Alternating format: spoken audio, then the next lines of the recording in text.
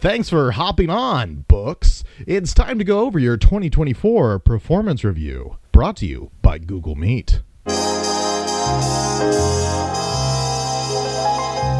My name is Houston, and these are my favorite books that I've read that have been published in English in 2024. I am a literary fiction, speculative fiction, sci-fi fantasy type of guy, so that's what you're going to get here.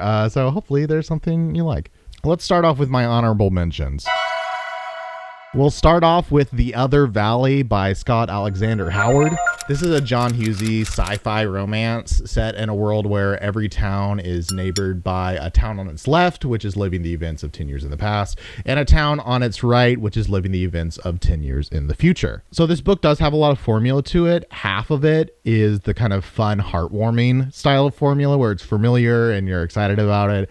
But the other half is formulaic kind of in a distracting way, and that's why this is just an honorable mentions. It's not any higher. I really love seeing the high concept idea fleshed out as much as it was in this. Howard does a great job of building out the world and its rules in a fun way. The kind of world building in this around such a small singular idea is something I normally see in short stories.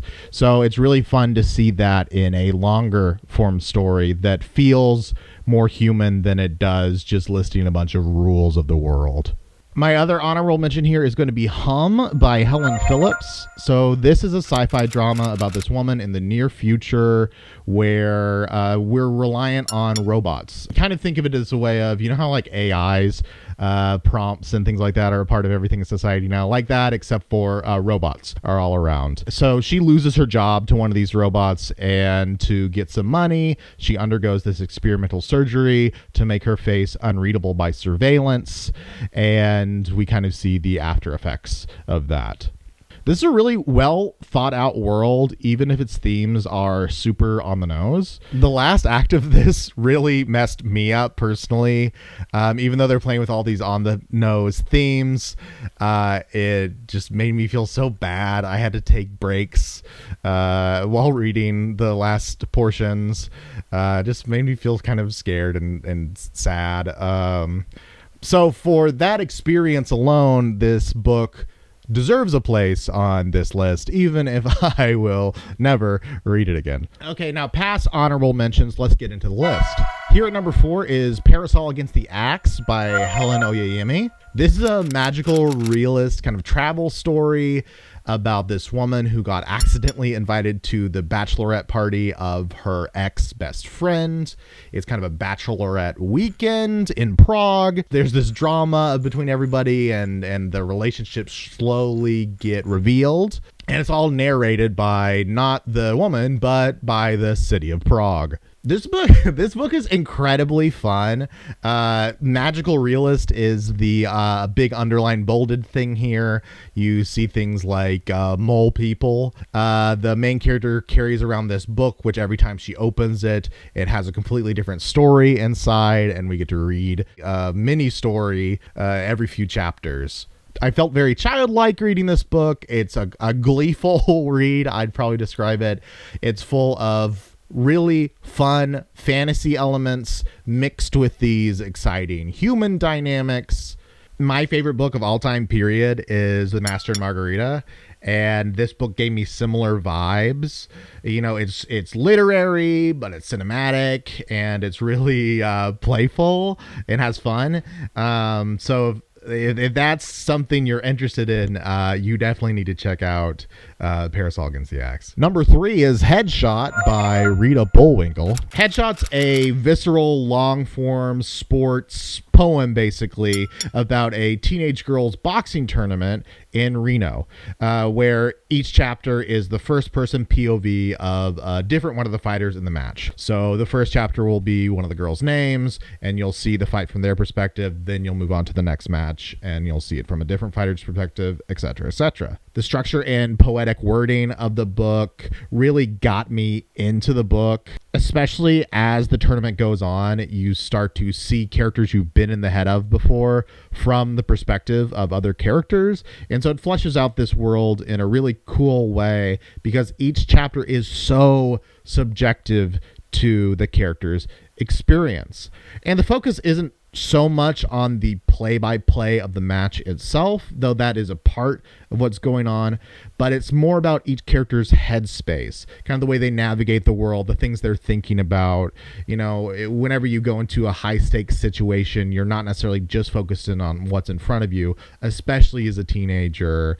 It feels like the world is on your shoulders. Each different person has their own thought process, their own goals, their own things that they've gone through, the own things that they're relating to, how they deal with pressure, and it's all told in this very poetic, observational POV thing. The writing itself, no matter the character, is fast and punchy, like a boxing match, and you really get a sense of adrenaline while reading it.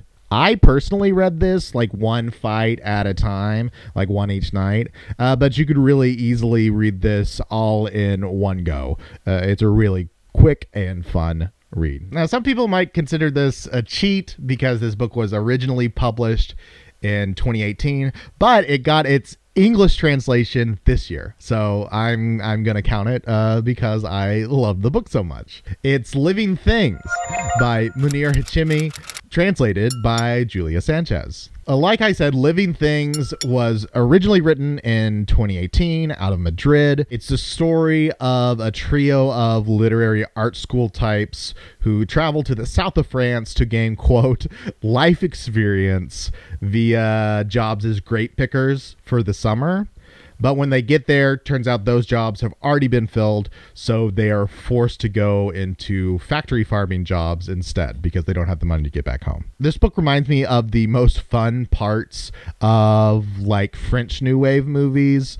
It's endearingly self-aware, youthful, and just feels immediate. The leads are so bumbling and ignorant, but they're so full of themselves. Think of like a Steve Martin character almost. It truly was to me a funny book, maybe darkly so, but it's also dealing with these kind of realist themes, and so mixing that sense of humor and this kind of realism, and the dialogue was just very bright and real and punchy and snappy. I just had a real fun time with this one. And it's short. I really recommend it. And finally, my number one of the year, The Extinction of Irena Rey by Jennifer Croft. So this is a mystery novel that's surrounding the disappearance of this world-renowned author who has this cult-like status. She has this group of translators that are so dedicated to her that as long as they're translating her work, they don't translate any other work from any other author, period. Every time she releases a new book, they all gather for this summit at her jungle estate. They don't even know each other's names. They just come there, they see the book for the first time, and they have this translation process. While the translators are at one of these summits, the author disappears, and we follow the translators as they're desperately trying to find her while also trying to keep their sanity because so much of their identity is tied up with this woman. This book got a lot of guff online, at least from reviews that I read, but I'm here to tell you I don't care. This is a great book. One of the reasons that this book is so fun is Croft makes this really fun, formal decision based on the fact that these are all translators. So each translator speaks a different language. We are reading the book in English. However, the story that this is documenting is told from the perspective of another translator, but then translated into English by another one of the participants at this summit. So for instance, the text will read, so-and-so happened, this was the vibe, da-da-da-da-da, and then there will be a footnote where they say, well, that's not true, or that's stupid, or yes, that's right, and gives extra details or whatever. And that's mixed in with like normal footnotes that are just normal footnotes that you would see in a translator work. So effectively what that does is it gives us multiple unreliable narrators telling the story of this community of translators who are all slowly losing their grip on reality. It was definitely slower paced, but I loved this multiple narrator thing. I laughed out loud a ton because they would contradict each other so much, or there would be a setup where you're like, oh boy, I know the translator is not going to like this. And it was also fun that's a mystery within a mystery, you know, because you're actually trying to find out what's happening to the author, and then also what's actually going on between these people, what's true, what's not true. All in all, it was just a really, really fun time. And it was my favorite book of 2024. Well, thanks, books. That was your performance review for 2024. I know we've got some other high-level executives in the chat. If there's anything that I neglected to mention, leave it in the comments below. And I'll be back next week for another performance review of a different entertainment medium. Okay, get back to work.